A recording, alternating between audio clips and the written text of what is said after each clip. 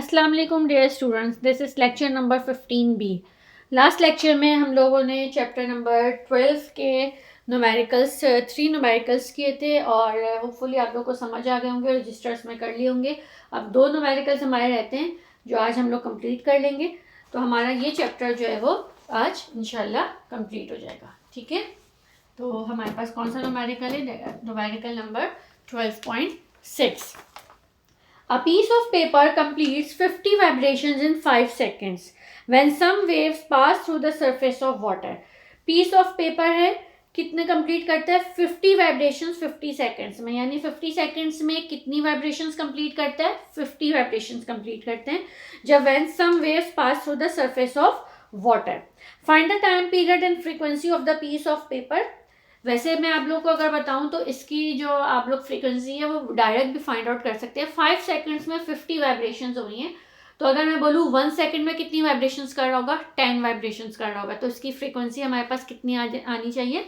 10 hertz आ जाएगी। ठीक है, ये वर्बली भी हमारे पास हमें समझ आ रहा है। If the wavelength of the wave is 10 centimetres, find the velocity of the waves. और अगर हमें वेवलेंथ गिवन है 10 सेंटीमीटर्स, तो हम लोग क्या फाइंड आउट करें? वेलोसिटी वेव की फाइंड आउट करनी है। ठीक है क्लास, ओके। अब हम लोग इसका डेटा बना लेते हैं और फिर डेटा बनाने के बाद अपने न्यूमेरिकल को सॉल्व करते हैं, सॉल्यूशन फाइंड आउट करते हैं। सबसे पहले हमें क्या गिवन है? डेटा में हमें गिवन है नंबर ऑफ वाइब्रेशंस। कितनी गिवन है? 50 गिवन है। ठीक है, डायरेक्ट फ्रीक्वेंसी तो नहीं गिवन ना, वो तो हमने निकाली है। क्यों आप लोगों के पास डायरेक्ट क्यों नहीं गिवन? क्योंकि पर सेकंड के हिसाब से हमें नहीं गिवन है। 50 वाइब्रेशन जो गिवन है वो हमें 5 सेकंड्स में गिवन है, तो हमें क्या गिवन है? टाइम टेकन, यानी नंबर ऑफ वाइब्रेशन 50 कितने टाइम में होंगी? टाइम टेकन कितने टाइम में? 5 सेकंड्स में। अच्छा, हमें फाइंड और क्या गिवन है? वेवलेंथ गिवन है।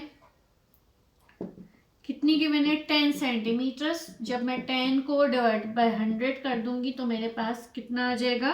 0.1 मीटर। सही है। अब हमें फाइंड आउट क्या क्या करना है? टाइम पीरियड फाइंड आउट करना है, फ्रीक्वेंसी फाइंड आउट करनी है और इसकी वेलोसिटी फाइंड आउट करनी है। ठीक है, ये न्यूमेरिकल समझ आ गया, इसका डेटा समझ आया। चलें अब हम लोग इसका सॉल्यूशन स्टार्ट कर देते हैं। सही है,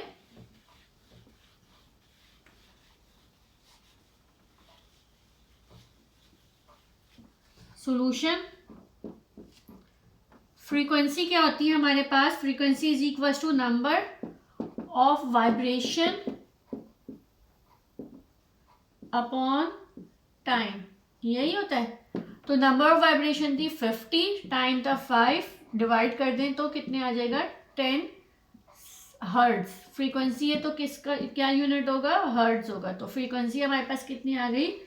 10 हर्ट्ज की फ्रीक्वेंसी आ गई। सही है। अच्छा जी, अब हमारे पास क्या गिवन है? क्या फाइंड आउट करना था? Time period. Time period is equal to 1/f। 1/f जो है वो 10 हो गया। f की वैल्यू कितनी है? 10 हर्ट्ज है, तो हमने जब 10 सब्स्टिट्यूट कर दिया तो हमारे पास टाइम पीरियड इसका कितना आ जाएगा? 0.1 सेकेंड बन जाएगा। टाइम पीरियड कितना बन जाएगा? Time period is equal to 0.1 seconds. ठीक है। अच्छा, अब लास्ट चीज हमें फाइंड आउट करनी है velocity, that is v is equal to, since v is equal to f lambda. f हमारे पास कितना है? 10 हर्ट्ज है और लैम्डा कितना आया था आप लोगों के हमारे पास कितना गिवन है? वेवलेंथ हमें गिवन थी 0.1, तो 1 मीटर्स पर सेकेंड आ गई। ठीक है, अब आप लोग देखें, आप लोग के पास ये आंसर में क्या आ रहा है? 1 मीटर पर सेकेंड आ रही। क्यों? क्योंकि मैंने सेंटीमीटर्स को कन्वर्ट कर दिया था मीटर के अंदर। अगर आप लोग कन्वर्ट नहीं करते तो आपके पास 100 सेंटीमीटर्स पर सेकेंड आ जाती। सही है, मैंने पहले वाले क्वेश्चन में नहीं चेंज किया था। आप लोग लास्ट में एक न्यूमेरिकल करवाया था जिसमें मैंने चेंज नहीं किया था, मैंने कहा था कि सेंटीमीटर्स में ही रखेंगे अगर वेलोसिटी को भी, तो आपके पास वेवलेंथ भी सेंटीमीटर्स में आएगी। अब इसके अंदर मैंने क्या किया, वेवलेंथ को चेंज कर दिया सिर्फ आपको समझाने के लिए, तो आप लोग के पास आंसर मीटर पर सेकंड में ही आएगा। अगर आप इसको चेंज नहीं करेंगे, स्टार्टिंग में ही उसको सेंटीमीटर्स में ही रखेंगे, तो आपका आंसर सेंटीमीटर्स पर सेकंड में ही आएगा। ठीक है क्लास, चलें अब हम लोग नेक्स्ट न्यूमेरिकल करते हैं। नेक्स्ट न्यूमेरिकल जो है वो हमारे पास लास्ट न्यूमेरिकल है इस चैप्टर का, न्यूमेरिकल है 12.7। 40 waves pass through a point on the surface of a pond in 2 seconds. 2 seconds के अंदर कितनी वेव्स जो है वो पास होती हैं, नंबर ऑफ वेव्स कितनी पास होती हैं, 40 होती हैं। इसकी फ्रीक्वेंसी हमें अगर फाइंड आउट करनी है तो हम लोग कैसे फाइंड आउट करेंगे, 40/2 कर देंगे तो हमारे पास कितनी फ्रीक्वेंसी आ जाएगी, 20 हर्ट्ज की आ जाएगी। ठीक है, calculate the wavelength if the velocity of waves is 3.5 metres per second. Velocity of waves हमें गिवन है, वेवलेंथ इसकी फाइंड आउट करनी है। आप लोग पहले तो फ्रीक्वेंसी फाइंड आउट कर लें, फ्रीक्वेंसी कैसे निकालेंगे, और जब फ्रीक्वेंसी पता चल जाएगी, वेलोसिटी भी पता है, तो हम लोग आराम से वेवलेंथ फाइंड आउट कर सकते हैं। ठीक है क्लास, चलें अब हम इस न्यूमेरिकल को सॉल्व करते हैं, इसका डेटा बनाते हैं 12.7 न्यूमेरिकल में।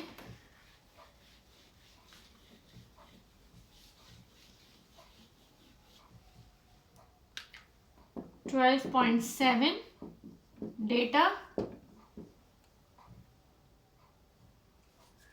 हमारे पास कितना गिवन है, सबसे पहले हमें गिवन है नंबर ऑफ वेव्स। ठीक है, नंबर ऑफ वेव्स कितनी गिवन है, 40 गिवन है। ठीक है, और टाइम कितना है, टाइम टेकन 2 सेकेंड्स है। उसके अलावा आपको क्या गिवन है, वेलोसिटी गिवन है 3.5 मीटर्स पर सेकेंड, और हमें फाइंड आउट क्या करनी है, वेवलेंथ फाइंड आउट करनी है। सॉल्यूशन, सबसे पहले आप लोगों के पास फॉर्मूला क्या, फ्रीक्वेंसी क्या होती है, since frequency is equals to number of waves, यहाँ पे वाइब्रेशन की जगह वेव्स हैं तो number of waves upon time. ठीक है, नंबर ऑफ वेव्स हमारे पास कितनी थी, 40 थी, डिवाइडेड बाय 2 कर दें तो फ्रीक्वेंसी आपको पता चल जाएगी। 40 divide by 2 is equals to 20 hertz. Frequency कितनी हो गई, 20 hertz. Since v is equals to f lambda होता है। ठीक है, v पता है आपको, f पता है आपको, लैम्डा फाइंड आउट करना है, तो लैम्डा यही रहेगा v अपॉन एफ। v की वैल्यू हमें कितनी गिवन है, 3.5, और फ्रीक्वेंसी हमारे पास कितनी आ गई है, 20 फ्रीक्वेंसी आ गई है।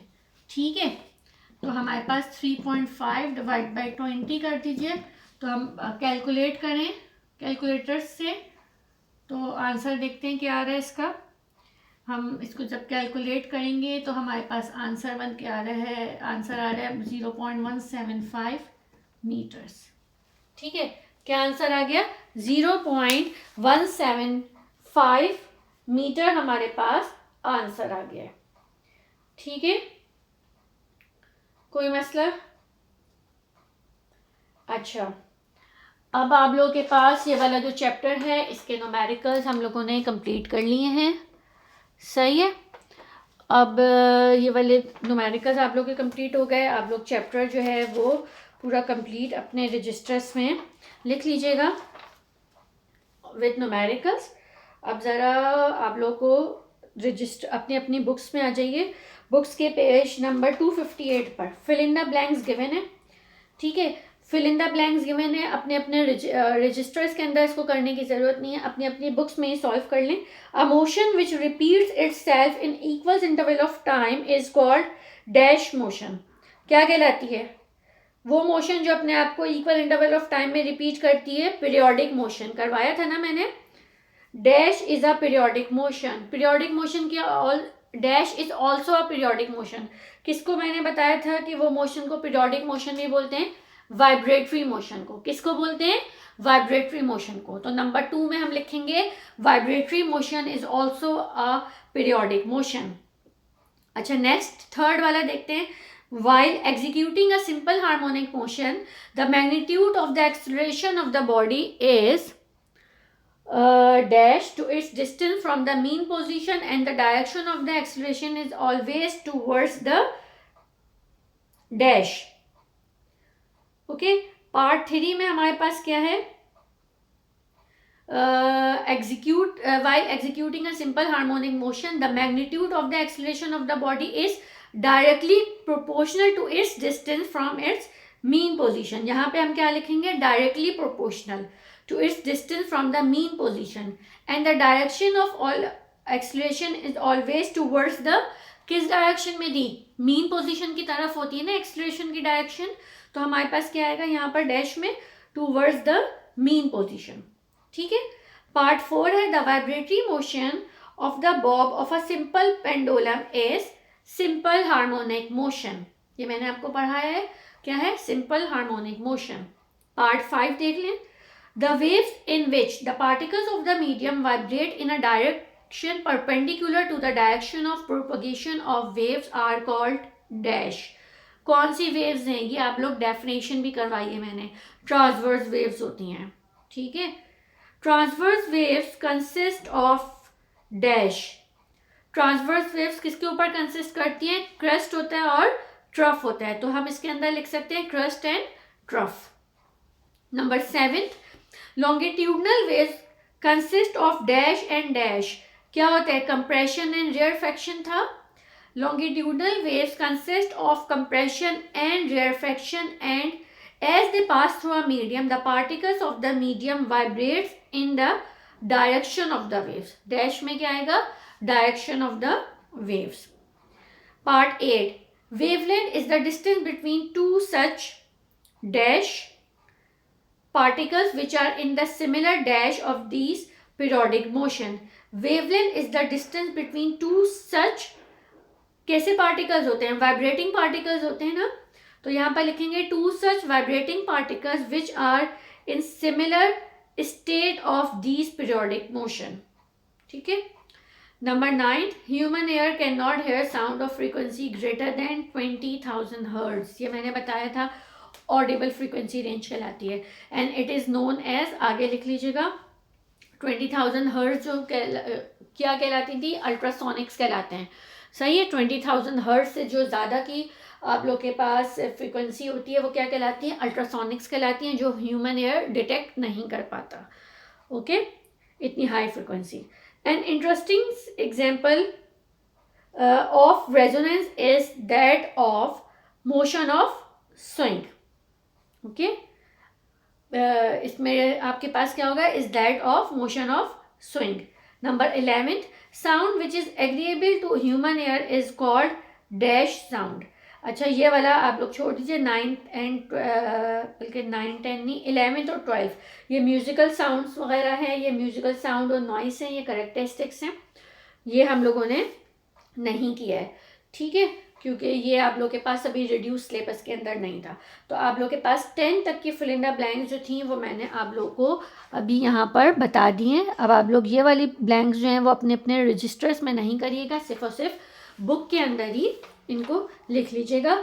इसके अलावा आप लोग चूज़ द करेक्ट आंसर्स वाले जो हैं MCQs और ट्रू फॉल्स, ये आप लोग को खुद से करना है. ठीक है, तो अपनी अपनी बुक्स के अंदर ये काम भी साथ में कंप्लीट कर लीजिएगा. और आज ये हमारा चैप्टर कंप्लीट हो गया है विद न्यूमेरिकल्स, और फिल इन द ब्लैंक्स भी मैंने आप लोगों को करवा दी. ट्रू फॉल्स और MCQs आप लोगों को खुद से करना है, लेकिन सिर्फ और सिर्फ बुक में ही करना है. ठीक है क्लास, थैंक यू.